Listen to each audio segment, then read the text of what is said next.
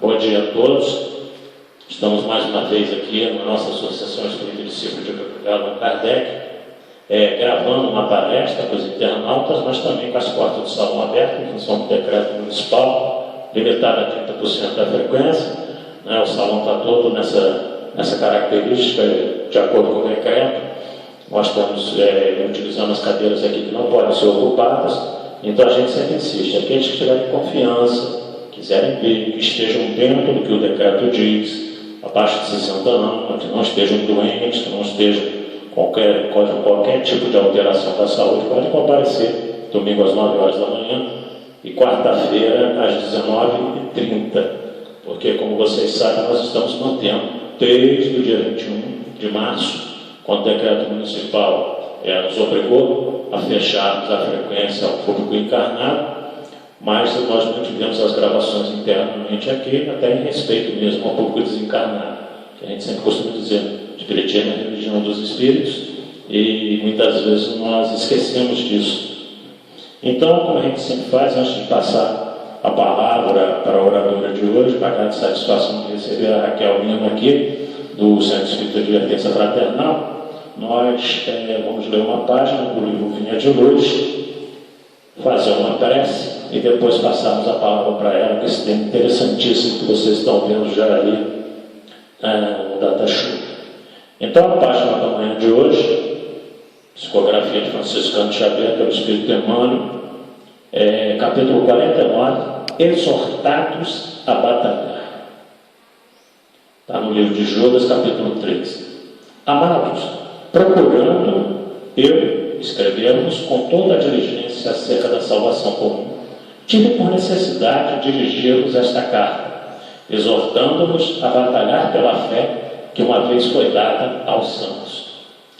E aí ele nos fala o seguinte: o cristianismo é campo imenso de vida espiritual, a que o trabalhador é chamado para a sublime renovação. O sedento encontra nele as fontes da água viva, o faminto, os celeiros do pão eterno. Os cegos de entendimento nele recebem a visão do caminho, os leprosos da alma, o alívio e a cura. Todos os viajores da vida, porém, são felicitados pelos recursos indispensáveis à jornada terrestre, com a finalidade de se erguer, de fato, naquele que é a luz dos séculos. Desde então, restaurados em suas energias espirituais, são exortados a batalhar na grande causa do bem. Ninguém se engane, pois, na oficina generosa e ativa da fé. No serviço cristão, lembra-se cada aprendiz que não foi chamado a repousar, mas a peleja árdua em que a demonstração do esforço individual é imperativo divino. Jesus iniciou, no ciclo das inteligências encarnadas, o maior movimento de libertação do espírito humano, no primeiro dia da manjedoura. Não se equivoquem, pois, os que buscam o mestre dos mestres receberão certamente a esperada iluminação, o consolo edificante e o ensinamento eficaz, mas penetrarão a linha de batalha, em que lhes constitui obrigação e combate permanente pela vitória do amor e da verdade, na terra, através de ásperos testemunhos, porque todos nós, encarnados e desencarnados, oscilantes ainda entre a animalidade e a espiritualidade, entre o vale do homem e a culminância do Cristo, estamos constrangidos a batalhar até o definitivo triunfo sobre nós mesmos pela posse da vida imortal. Beleza de página, né? Aliás, por todos os dias, exortação ao trabalho incessante que, como ele fala aqui, irá nos tirar, dessas fileiras mais próximas da animalidade que muitos de nós ainda nos encontramos, para estar mais perto do Cristo, para estar mais perto desses espíritos superiores. E vencer, como ele fala na última fase, não vamos estender muito, para dar bastante tempo para a Raquel, e como ele diz na última fase, que não faço por nós mesmos. Nós não estamos aqui para ter um faço por ninguém. Nós não estamos encarnados, várias encarnações, para vencermos a ninguém, senão a nós mesmos, senão as nossas mazelas espirituais, que todos nós ainda temos.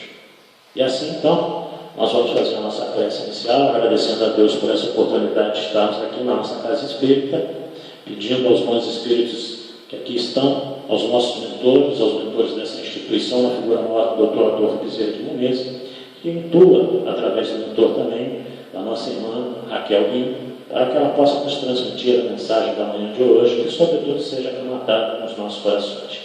Que nossa Mãe Maria Santíssima nos envolva no seu manto de amor e bondade, para que nós possamos ter uma boa reunião na manhã de hoje. Ave Maria, cheia de graças, o Senhor é convosco. Bendita sois vós entre as mulheres, que bendito é o fruto do vosso ventre, nasceu Jesus. Santa Maria, Mãe de Jesus, rogai a Deus por nós, pecadores, agora e na hora do nosso desenlace. E assim, com essa prece, nós damos início à nossa palestra dessa manhã de domingo. Bom, como eu falei há pouco, nós temos aqui a grande satisfação de receber a Raquel Lima, lá da Fraternal, que irá nos trazer esse tema maravilhoso, que é falar de Ivone, como diz o título ali, essa heroína silenciosa é sempre bom. Então nós passamos a palavra para ela. Deus te abençoe.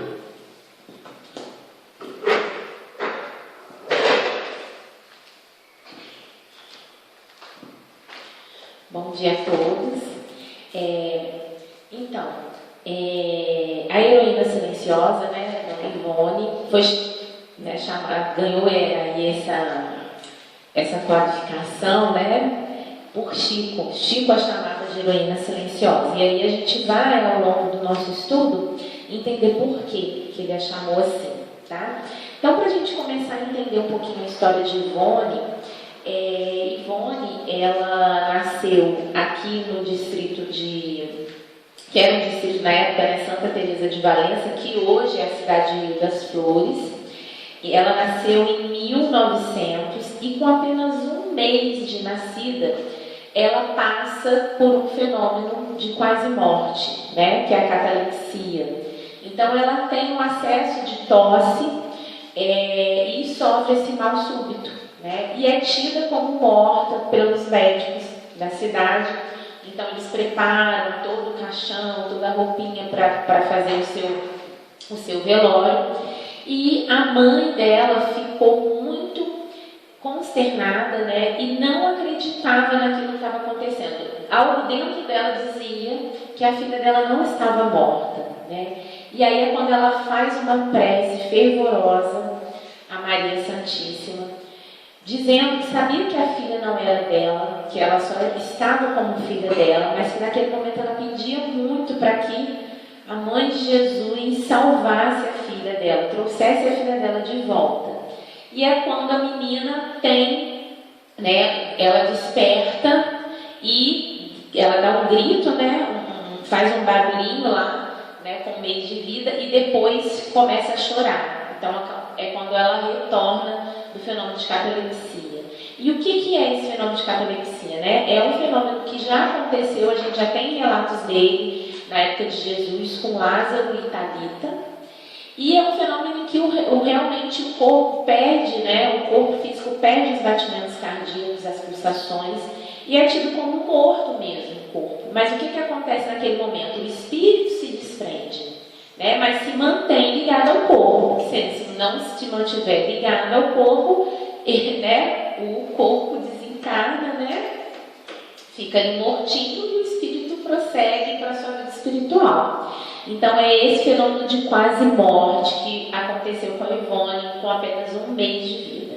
E por que esse fenômeno aconteceu? Tudo indica que é uma reminiscências, né? Lembranças que ela teve de uma encarnação muito próxima, né? Em que ela morreu afogada. E aí essas lembranças muito fortes ainda ao seu espírito veio à tona com apenas um mês de vida. Quando Ivone estava na sua infância, né, mais ou menos ali por volta dos seus 2 a 4 anos, ela começa a ver Charles, né, que foi seu pai por várias encarnações, e ela reconhecia ele como pai, e eles tinham vários diálogos.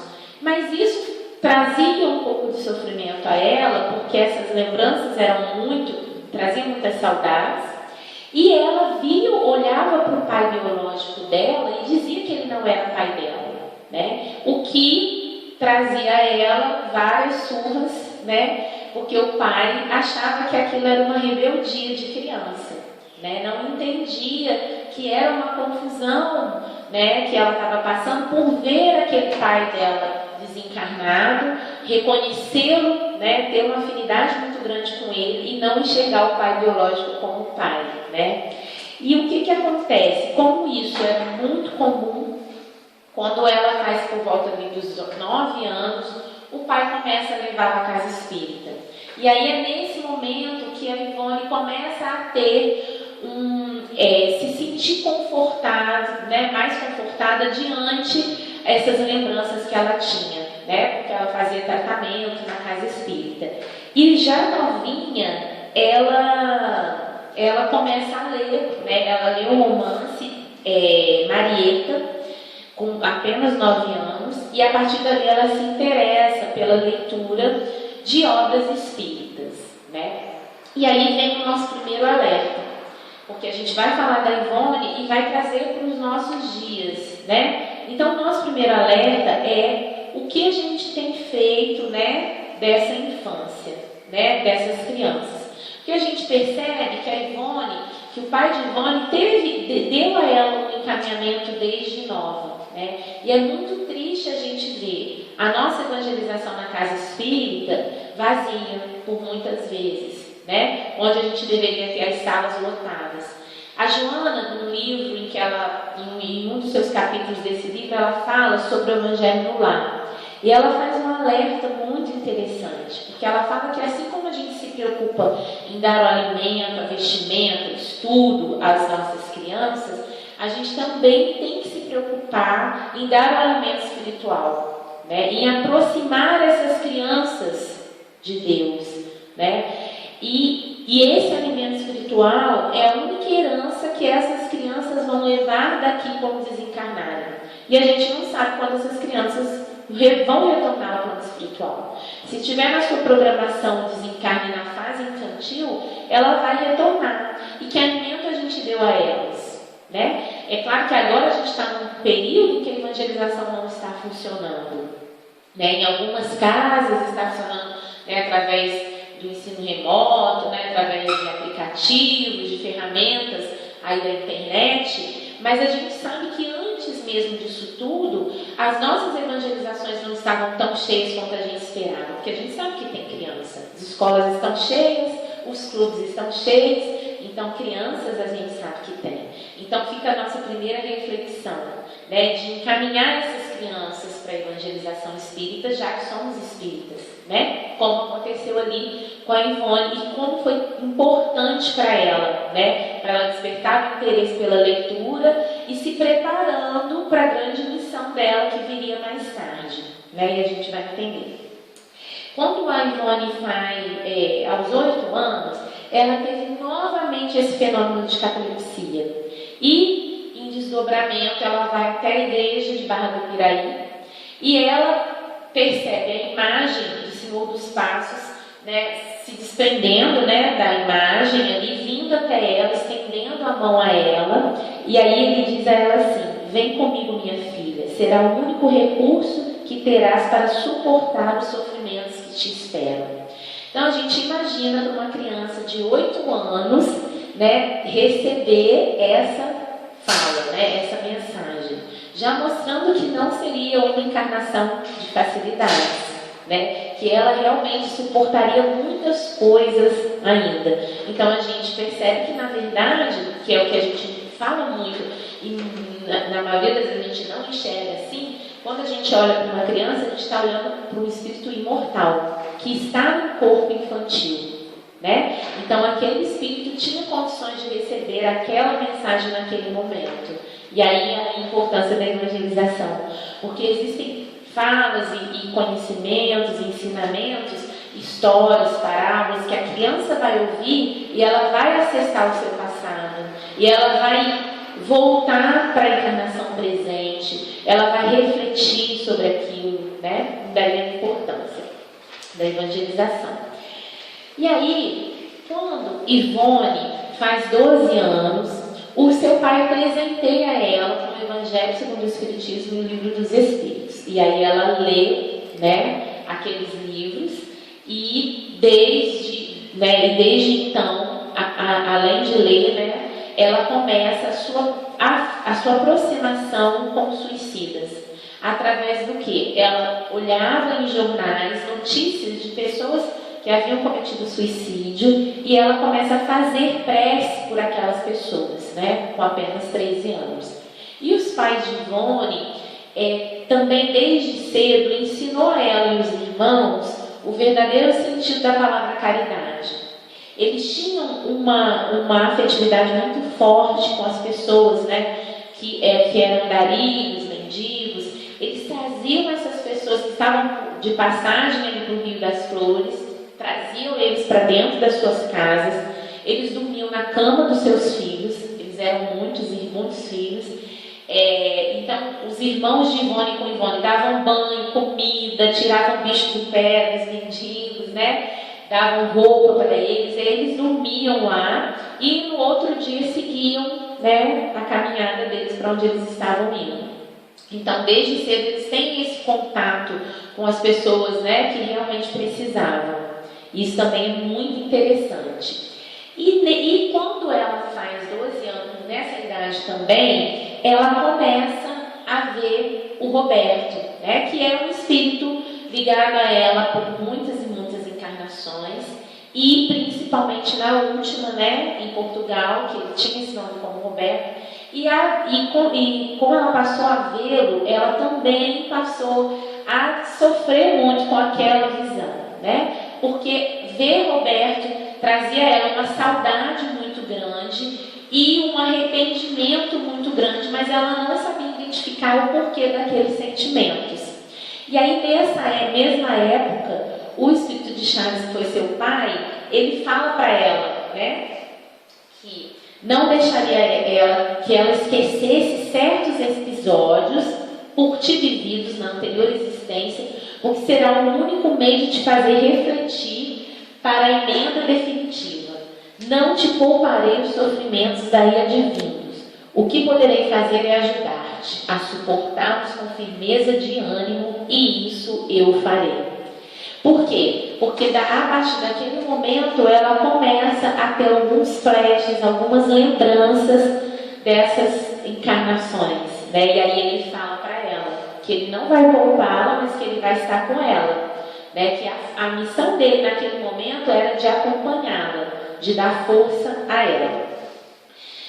Quando a Ivone, né, e a sua família, eles moraram em muitos lugares, no Rio, Petrópolis, Minas, enfim. E aí, na sua adolescência, né, depois dos 12 anos, eles mudam para Barra Mansa.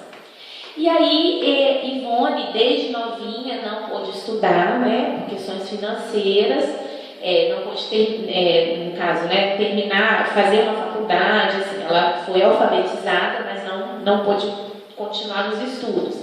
E muito novinha também precisava ajudar os pais, então ela fazia bordado, fazia artesanato para ajudar na renda. Quando eles vieram para Barra Mansa, eles moraram do lado do cemitério de Barra Mansa, né?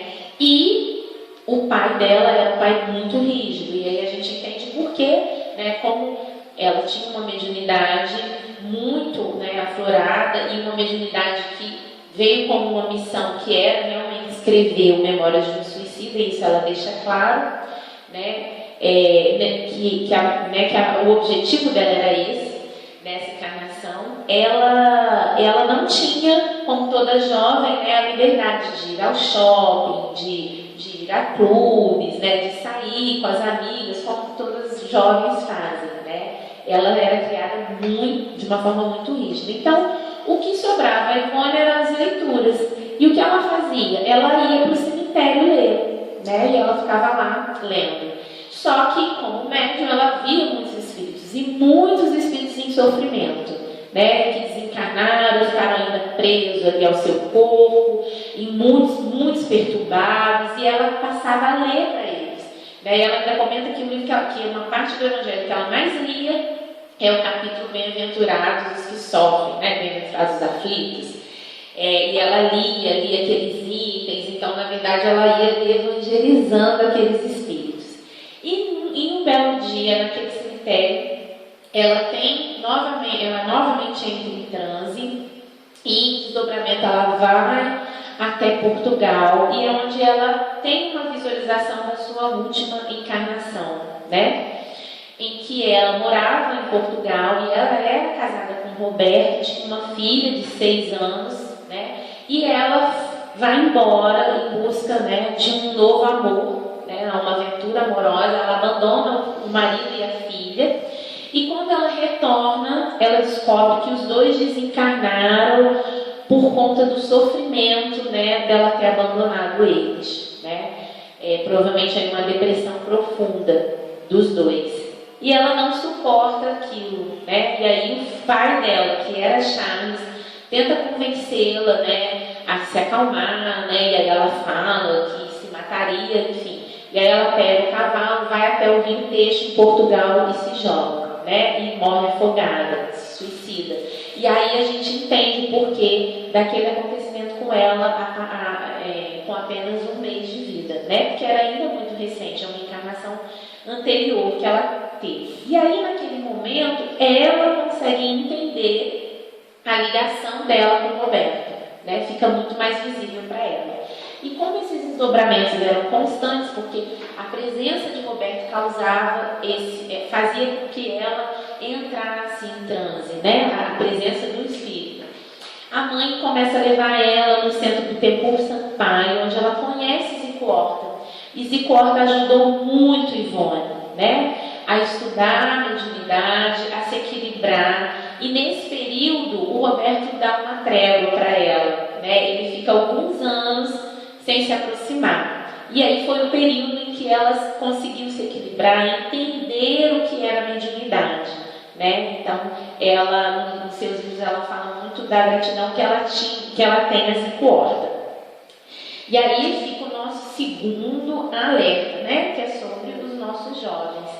Porque se a gente já percebe um número pequeno, não pequeno, né? Porque a evangelização infantil ela é muito mais numerosa que a evangelização de jovens, né? Isso é nítido na maioria das casas. Mas a gente entende, sabe que deveríamos ter mais crianças. Então, quando a gente fala de juventude, a situação ainda é mais crítica, né? Porque quando a gente passa por alguns lugares na nossa cidade, como por exemplo na colina, na vila, né, a gente vê, né, as ruas cheias de jovens, principalmente na sexta-feira. E não mudou muito, infelizmente, mesmo com a pandemia, né? A gente viu agora na reportagem ali a colina lotada de gente, enfim. E a gente passa em frente às universidades. As universidades estão lotadas de jovens. E cadê esses jovens na casa espírita, né? E às vezes a gente cria aquela ilusão de que o jovem vai escolher depois, né, uma religião. E ele não vai escolher, porque o mundo é muito chamativo, né? Então, se a gente não encaminhar essas crianças, essa juventude para uma religião, e mesmo que depois ela escolha outra, não tem problema, mas ela teve acesso, ela conheceu, ela se aproximou de Deus de alguma forma, né? E depois, se ela quiser fazer a sua escolha, ok. Mas a gente cai nesse erro, né? E é interessante que a gente sabe a importância da doutrina espírita nas nossas vidas.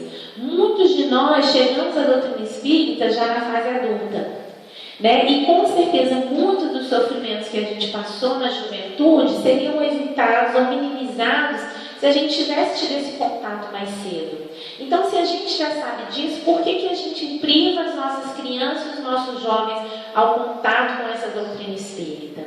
Porque a gente não abre mão de estudar. Quando o estudo ainda é pago, né, quando a gente paga uma escola particular, a gente ainda cobra muito mais. A gente não deixa os nossos filhos faltarem. Hoje eu não vou no cursinho de inglês, não. Hoje eu não vou na escola, não estou afim, estou cansado. A gente deixa, né? De maneira alguma, a gente impõe, não, você vai. Mas na casa espírita a gente abre mão. Abre mão para ir numa festa, para ir no aniversário, que ele está cansado, para o vestibular, para estudar para o vestibular, né? E a gente não percebe a gravidade disso. Né? E Santo Agostinho, ele tem uma fala muito interessante no Evangelho, quando ele fala que a cada pai, a cada mãe, Deus vai perguntar: o que fizeste de um filho confiado à tua guarda? Né? Porque os filhos, eles estão nossos filhos, eles não são nossos. Né? E aí, o que a gente vai responder? Todas as nossas desculpas só vão servir para nós. né? São justificativas que só servem para nós. E aí a gente percebe ali, imaginem a Ivone, com toda a questão mediúnica que ela tinha, as visões que ela tinha do passado, se ela não tivesse um encaminhamento, provavelmente ela estaria no hospício, né? Provavelmente teria sido diagnosticada com algum transtorno pelas visões que ela tinha, né? E aí os pais conseguiram encaminhá-la. E como foi importante para ela, né? Naquela fase ali. E aí, então, quando em 1926, já aos seus 26 anos, Ivone vai para Minas, né? E aí ela mora lá em Lavras, e lá ali que ela começa a ter as suas visualizações acerca do Memória de um Suicida. E ela passou por uma experiência muito interessante, né? Quando ela estava apenas 6 dias lá, ela foi convidada a participar de uma sessão de materialização num centro espírita. Porém, ela deixa claro no livro que essas sessões, elas não são mais necessárias no movimento espírita. Ela foi muito necessária no início do espiritismo, né? E que agora a gente não precisa mais desses fenômenos. Mas ela vai, né, aceita e vai um pouco com medo, né? Porque ela já tinha ela ficou se questionando, mas para que, né? Isso agora, né? Novamente essa questão de materialização, mas eu vou, e ela foi. E lá ela teve uma experiência muito interessante, que é quando o Roberto se materializa nessa reunião, né? E ele conversa com ela, e aí ela fica muito emocionada, porque foram 6 anos sem vê-lo, e ele chora muito, né? E os dois se emocionam, e ele fala para que ela não chorasse, porque ele estava bem, e aí ele pede perdão a ela pelo sofrimento que ele causou com a insistência em ficar ao lado dela, né? E que isso não era vingança, mas que era saudade dos tempos em que eles viveram juntos, e que era algo muito mais forte que ele. E aí ele fala para ela que ele recebeu permissão, né? Ele veio para avisar ela que ele recebeu permissão para trabalharem juntos, né? E aí ele fala para ela: sou médico e trabalharei na minha antiga profissão agora por teu intermédio. Também exercerei atividades em torno do socorro a suicidas. Eu que fui um desses, valho-me de ti, que tanto amei, para agora socorrê-los. E tu me ajudarás, já que também o fostes. E aí eles começam a trabalhar junto. Então eles iam, né, Ivone ia na casa de pessoas que estavam passando por processos depressivos, obsessivos, com ideias suicidas. Ela fazia visita a essas pessoas, ela receitava remédios através de Roberto, que foi médico, né, através da sua mediunidade, ela fazia o receituário, que também era muito comum, né, no espiritismo, a gente vê várias pessoas que faziam isso, né, vários médicos encarnados que faziam isso, e ela começa ali a atender também espíritos suicidas, né, nas reuniões mediúnicas, e Roberto sempre ali ao lado dela. Quando eles ficaram juntos por 6 anos nesse trabalho. Quando em 1932 ele se despede dela, né, e aí ela não teve mais contato com ele, porque ele diz a ela que ele estava programando para a sua volta, né, ao mundo corporal, né, ele estaria reencarnando, e aí eles não se veem mais. Quando Ivone chega na sua fase adulta, aos seus 42 anos, ela passa por um processo, né, em que ela fala que trouxe muito sofrimento a ela. Ela fica 2 meses em coma, né, no hospital, e não se descobre o que ela teve, né, os médicos não conseguiram descobrir. E num desses momentos, ela tem uma visualização, né, ela volta, né, ela sai do corpo, na verdade, e ela encontra Chaves, e ele escreve uma carta, né, através dela. Só que ela não se via como Ivone, né? Ela fala que naquele desprendimento ela não se via como Ivone, ela se via como filha de Chaves. E aí ela escreve essa carta e logo depois dessa carta ela desperta. E ela tem a lembrança de uma cirurgia que foi feita no seu perispírito durante esses 2 meses em que ela esteve em coma, né? E aí ela acredita que fosse, né, na verdade, um preparo dela para o que viria, né? Porque o livro Memórias de um Suicida, ela fala que ele não foi um livro de psicografia, especificamente, porque o tempo inteiro ela ia até os locais, então ela via tudo, né? E contava o que ela via, né? Embora seja, a gente tenha a ajuda do Espírito, né? Com ela, no momento de escrever o Memórias, mas ela deixa isso muito claro, porque ela não era simplesmente uma médium que se psicografava, né? Ela ia até esses lugares e simplesmente relatava tudo que ela via, tá? E aí o que acontece nessa carta que ele escreve para ela, né? O pai, ele fala, né, que a dor dele era a mesma dor dela, e aí é muito interessante. Muito. Ele fala que todo o sofrimento que ela passava era reflexo dos seus erros do passado, né? E que ela precisaria ser forte para superar os outros acontecimentos que viriam. No livro ela não conta o que aconteceu antes do coma, mas ela só fala que ela passou por um momento de muita dor, e logo depois desse momento é quando ela entra em coma, né? Então ela acredita que foi algo que abalou tanto ela emocionalmente, que fez com que ela tivesse esse processo do coma, né? E aí passou por essa cirurgia. Então ele tem essa fala com ela para mostrar a ela que ela precisaria ser forte para as dificuldades que viriam, né? E que ela não era vítima, né? Que tudo que ela sofreria tinha um porquê, né? Devido aos seus equívocos lá atrás. E quando ela terminou de escrever a carta, ela volta do coma, ganha de presente Paulo Estevam, e aí ela fala, é muito interessante que ela diz, que ela considera esse livro a obra mais importante que a espiritualidade nos trouxe depois da codificação. Porque ela consegue, naquele livro ali, muita força para superar as suas dificuldades. E é interessante porque Paulo Estevam, Memórias de um Suicida, são romances. Mas não são romances como os romances que a gente vê por aí. Porque existem muitos romances por aí que não têm compromisso nenhum com a doutrina espírita. E a gente precisa ter esse cuidado, né? Porque são romances que vão fazer a gente chorar, muitas vezes vão fazer a gente rir. Tem alguns romances que estão, né? Parece até filme de terror, mas quando a gente fica procurando ali questões doutrinárias, não tem. E quando a gente tem inúmeros romances maravilhosos, né, na doutrina espírita, que vão nos trazer, que também vão nos fazer chorar, algumas vezes rir de alegria, e que vai nos trazer muito aprendizado, né, porque tem ali doutrina espírita do início ao fim. Bom, continuando, a gente entende, a gente percebe nas falas da Ivone a gratidão que ela tinha à doutrina espírita, né?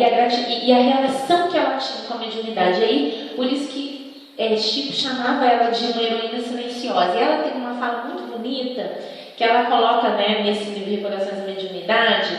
Ela agradece pela bênção da mediunidade, né, que fez com que ela se reabilitasse, né, reabilitasse um espírito culpado.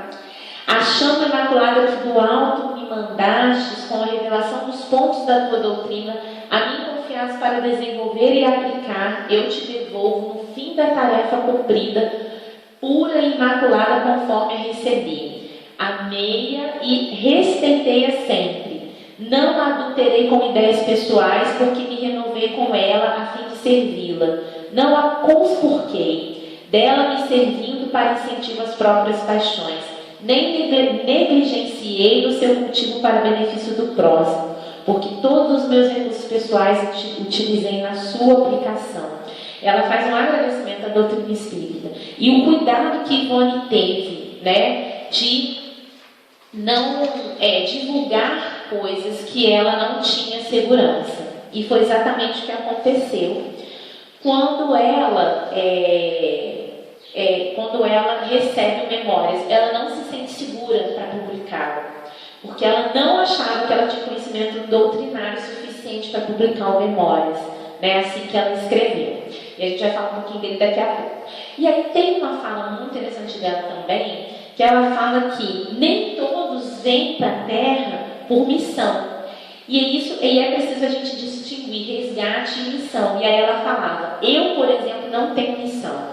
Estão enganados os que assim pensam. O que fiz nessa vida foi uma necessidade de progresso para o meu espírito suicida, que sou. E aí ela fala, né, que na verdade ela só veio aqui para resgatar. Que como na última encarnação ela faliu enquanto esposa, né, e nas suas últimas encarnações ela faliu no lar, nessa ela veio para ajudar lares em sofrimento, né, que é o tempo em que ela vai até os lares das pessoas, né, Ivone não se casa nessa encarnação. Então ela tinha muita certeza do que ela veio fazer aqui, né, porque muitas pessoas tinham um deslumbramento, né, achavam que ela era uma missionária e ela fala que não, né. Então isso é uma postura de muita humildade. E aí Ivone, ela escreve aí esses 3 livros, né, Nas Voragens do Pecado, O Cavaleiro de Numies, O Drama da Bretanha. São livros que contam, né, uma trilogia, que contam algumas encarnações dela. Então é muito interessante, né, aí para quem quiser ler. E aí a gente começa a falar, né, especificamente do livro, que segundo ela era o maior compromisso dela, né, que é o Memórias de um Suicida. Então o espírito de Camilo Castelo Branco foi um escritor e ele também aparece para ela desde sua infância, né, e ela sente uma afinidade muito grande com ele. E depois dos 20 anos, a partir dos 20 anos, ele começa a relatar a ela a vida, né, o passado dele, como que é a vida de um suicida quando desencarna. Ele ainda fala que o Vale dos Leprosos, que a gente conhece, né, da época de Jesus, é um paraíso diante o local onde os suicidas ficam no plano espiritual, né? Tamanha perturbação que o suicida tem ao desencarnar, ao perceber, né, o equívoco que ele cometeu, achando que ele se livraria das suas dificuldades, e elas continuam porque a gente é imortal, né, o nosso espírito sobrevive. E aí ele vai contando tudo isso para Ivone, mas conforme ele ia contando, como ela também já foi suicida, ela se desdobrava e ia até esses locais, visualizava tudo e escrevia, né? E aí é interessante que ela fala que, como eu comentei com vocês, que ela duvidou muito das coisas que ela escrevia, ela não se sentiu segura para publicar. E o livro só foi publicado 30 anos depois, né? E interessante que um dia que ela leva o livro na FEB, num papelzinho de pão, que ela escrevia tudo no papel de pão, a FEB diz a ela que eles só aceitavam ali livros do Chico, né? Então, que ela poderia voltar para casa com aqueles papéis de pão. E ela volta, né? E ela tem vontade de queimar, porque ela falou, primeiro que eu já não me senti segura, né, para poder publicar. Eles já me disseram, não faz sentido eu manter essas coisas aqui relatadas, né? Eu já aprendi muito com tudo que eu vi, então não tem necessidade de eu manter. Mas aí ela teve uma intuição de que não era para ela fazer aquilo, que era para ela guardar, que no momento certo ela retomaria aqueles escritos, né? E aí, meus irmãos, a partir de 1930, 3 anos depois do desencarne de Leon Denis, aí ela já está de volta para a Barra do Piraí, ela começa a receber artigos de Leon Denis. E muitos se perde, mas a gente tem um que é muito legal, que está no Reformador, que quando ela fala da dor, né, é muito lindo, aquela fala ali de Leon Denis. E aí ele diz a ela que a partir daquele momento ele iria acompanhá-la, iria ajudá-la a rever o Memórias de um Suicida, porque ele traria para aquele livro questões doutrinárias. Então tem muitas coisas que ele retirou, muitos detalhes que Ivone colocou que Leon Denis achou mais prudente retirar. E aí a gente entende por que esse livro é tão importante, né? Muitas pessoas têm medo de ler, acham que ele é muito, que é muito triste, que vai ter muitas informações ali, né? Porque por muitos anos o suicídio foi encarado como algo pecaminoso pela própria igreja, né? Suicidas não eram enterrados no mesmo local, né? Era tido como uma pessoa que pecou muito, né? E aí a gente traz muito isso ainda. Então a gente precisa fazer um trabalho mesmo, né?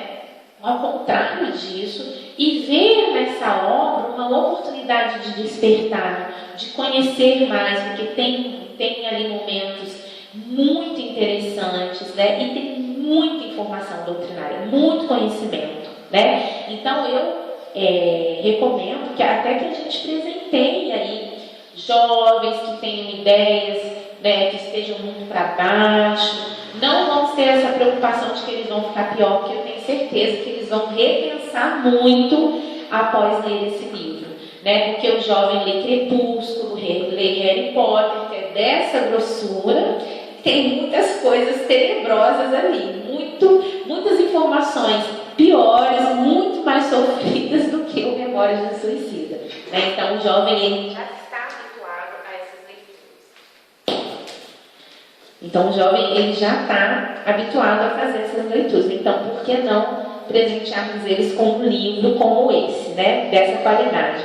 E aí, só em 1956 que a obra é publicada. Então Ivone volta à FEB e a FEB fala para ela: agora a gente aceita o seu livro. Só que o livro estava no papel de pão, né? E aí ela precisou datilografar o livro todinho, e aí ela levou aí uns 2 anos para isso, né? Em 54, quando eles liberaram a publicação do livro, ela levou até 56 para entregar o livro lá para a FEB. E André Luiz fala para nós que, segundo ele, Memórias de um Suicida é o maior tratado mediúnico dos últimos 50 anos e dos próximos 50 anos, né? A importância dessa obra. E uma outra coisa interessante também, que a gente não pode deixar de falar, os frutos que esse livro deixou, né? A gente sabe que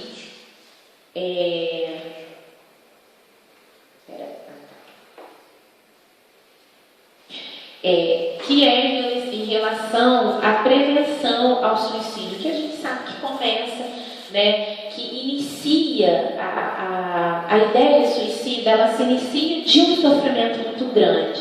E a gente sabe que o número de jovens depressivos, adultos, idosos é muito grande, né? Kardec já nos alertava sobre isso no livro Obras Póstumas, quando ele fala da regeneração da humanidade. Ele diz que as mudanças, muitas mudanças e destruições iriam ocorrer, que não era para a gente assustar se tivéssemos crianças com ideias suicidas, né? Se a gente de saber que existiriam crianças com essas ideias também. Isso Kardec nos alerta lá em Obras Póstumas. E no Livro dos Espíritos, né? E aí a gente tem o Espiritismo aí trazendo para nós. Kardec pergunta, né, de onde vem o desgosto da vida que se apodera de alguns indivíduos. E os Espíritos respondem, né, que o desgosto pela vida ele é feito da ociosidade, né, aquele tempo em que a gente fica sem fazer nada que traga benefícios para nós, falta de fé, saciedade, né, que é aquela coisa da gente querer suprir todos os nossos desejos a qualquer custo, e que o suicídio é uma covardia moral. E por que uma covardia moral? Que a gente recua diante as dificuldades, diante os sofrimentos. Ao passo que o Espiritismo nos traz a coragem para superar essas dificuldades, né? Quando a gente realmente entende o porquê do sofrimento, o porquê da dor, quando a gente passa a não se achar como vítimas, né? Então, a depressão é algo que a gente precisa estar atento. Ela não é frescura, ela não é forma de chamar atenção, né? A gente às vezes tem algumas falas preconceituosas. É falta de uma roupa para lavar, é falta disso para fazer. E não é. A depressão é algo muito sério, né? Quando os Espíritos falam para nós da melancolia, do Evangelho, os Espíritos deixam claro que muitas das vezes a gente vai se sentir triste, e isso é normal. Um monte de coisa acontecendo no mundo, a gente vai ficar sorrindo o tempo inteiro? Não, né? Então, a tristeza, ela vai fazer parte da nossa vida. O problema é quando essa tristeza se prolonga por muitos dias, e ao passo dessa tristeza nos impedir de levantar da cama, tirar a nossa fome, tirar a nossa vontade de ver as pessoas, porque aí já é um processo depressivo, e que muitas das vezes precisa de uma ajuda médica, né, de um psicólogo, né? Muitas pessoas precisam entrar sim com medicação, até conseguir força novamente para se livrar daquelas medicações, né? Então é algo que a gente precisa olhar com seriedade, porque o conhecimento espírita, ele não pode estar distante, né, das realidades médicas que ocorrem. Porque senão você vai ficar assim, então só o conhecimento espírita eu já não vou conseguir sair. Se você conseguir, que bom, mas tem pessoas que não vão conseguir. E aí podem piorar o seu quadro, né? Então a gente precisa ter aí as duas coisas, né, bem juntas, para que a gente possa ajudar as pessoas que estejam passando por isso e, se formos nós, que a gente possa sair disso o mais rápido possível, né? E aí, uma coisa também interessante que está no Evangelho, que o Lacordaire fala para nós que o desânimo é uma falta, porque ele vai tirar a coragem de nós. Ao contrário, que a gente tem na prece o apoio para as nossas almas, mas deve vir com a coragem, já que o fardo é proporcionado às nossas forças, né? Então a gente tem aí a recorrer à prece, né? E se fortalecer, porque esse desânimo ele vai tirando as nossas forças. Tem pessoas que não conseguem levantar da cama, né? Quando estão nesse processo muito forte. E aí tem essa tirinha interessante, né? Que o rapaz fala que ele roga a Deus todos os dias que dê paciência a ele. Mas só aparecem problemas. Por quê? E aí os Espíritos falam, sem os problemas, como ele vai exercitar a paciência? Né? Então é isso, as dificuldades elas vão vir para que a gente exercite a nossa fé e fortaleça a nossa fé e a nossa coragem. E aí, uma coisa importante que a gente trouxe aqui, que são a questão dos dados, que muitas das vezes a gente não se atenta a eles, né?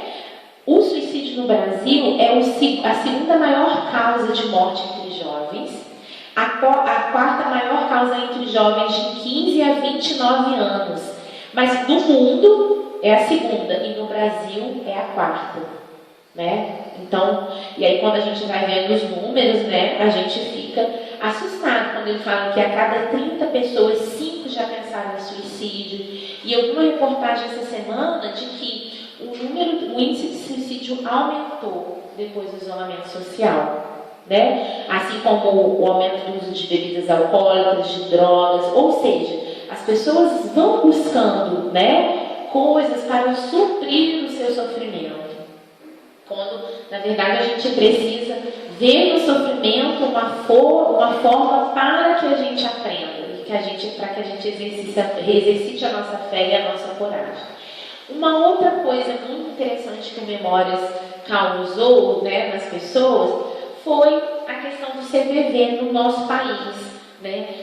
Quando 3 jovens paulistas leram o Memórias do Suicida, e naquela época, em 1962, a gente tinha 4 casos de suicídio por dia.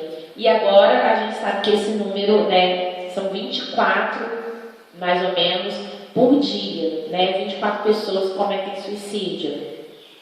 E aí, ou seja, a cada minuto, né? E aí, esses jovens, eles se sentiram, após a leitura do livro, na obrigação de fazer algo para ajudar os suicidas.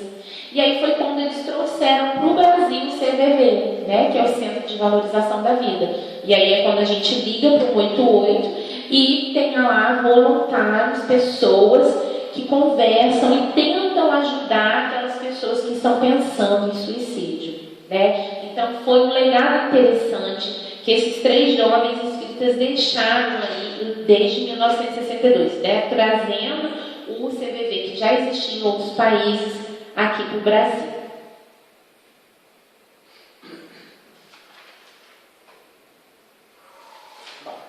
E aí, tem logo na introdução do Memórias de um Suicida, a gente tem uma fala do Leon Denis, só para a gente fortalecer aquela ideia, a fala que eu tive antes, né? Da gente não ter medo de ler, nem de presentear as pessoas com esse livro, que ele fala o seguinte para a gente, que a gente, né, que medites sobre estas páginas, leitor, ainda que duro se torne para o teu orgulho pessoal o aceitá-las.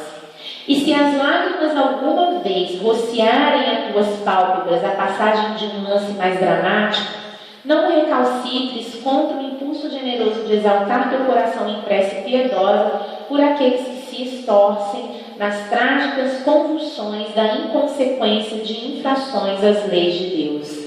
Né? Então, ele já fala ali na introdução que realmente vão ter páginas que vão nos fazer chorar, mas que a gente faça uma prece, então, para aqueles que cometeram suicídio e que a gente continue aí na leitura. Né? E aí, quando foi em 1984, Ivone desencarna, né?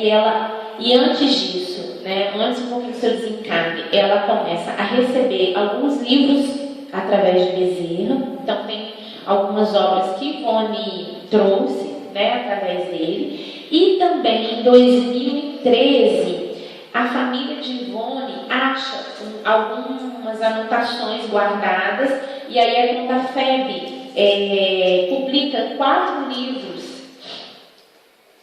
São esses aqui. A Família Espírita, voltada para a família, o Evangelho aos Simples, para as crianças, Contos Amigos, né, que seria para os jovens mesmo, alguns contos ali, e as 3 revelações, quando ela fala das 3 revelações, Moisés, Jesus e Espiritismo. Então, esses 4 livros vieram depois do seu desencarne, né, quando eles encontraram lá esses escritos. E além das obras que ela trouxe através do Bezerra de Menezes. E aí, em 1984, ela percebe a aproximação muito forte de Bezerra, e aí ela fala com seus familiares, tá chegando a minha hora, Bezerra já está aqui me esperando, né? E aí ela vai para o hospital para colocar um marca-passo e ela desencarna ali durante a sua cirurgia. E 13 dias depois que ela desencarna, ela se comunica na fé, né? Dizendo que ela já se encontrava em trabalho na espiritualidade ao lado de suicidas, né? E também ajudando o processo de desobsessão de lá para cá. Então essa foi a nossa heroína silenciosa, né? Um exemplo de médium, de espírita, que passou por todas as suas dificuldades. E aí que a gente não esqueça, né, do que Jesus trouxe para nós. Espera aí, acho que não está aqui. Aqui. O que eu fiz, gente? Eu fui lá para trás procurar a passar. Vamos lá.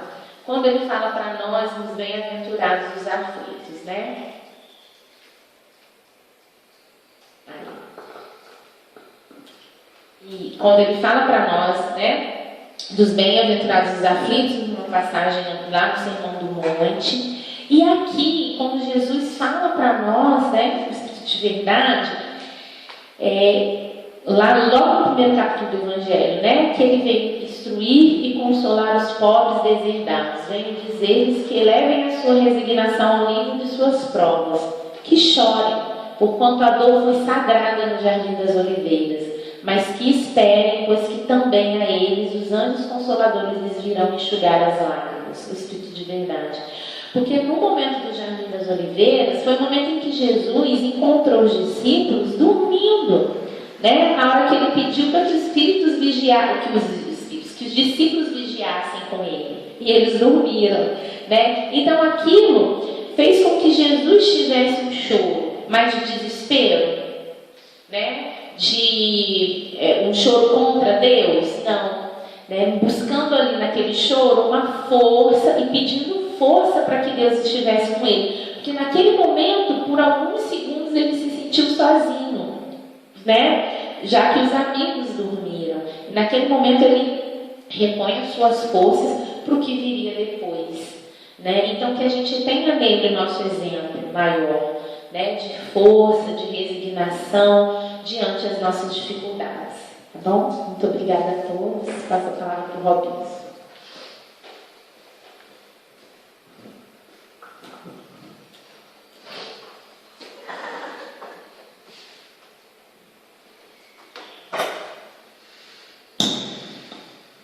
Nós que agradecemos a sua presença, tá?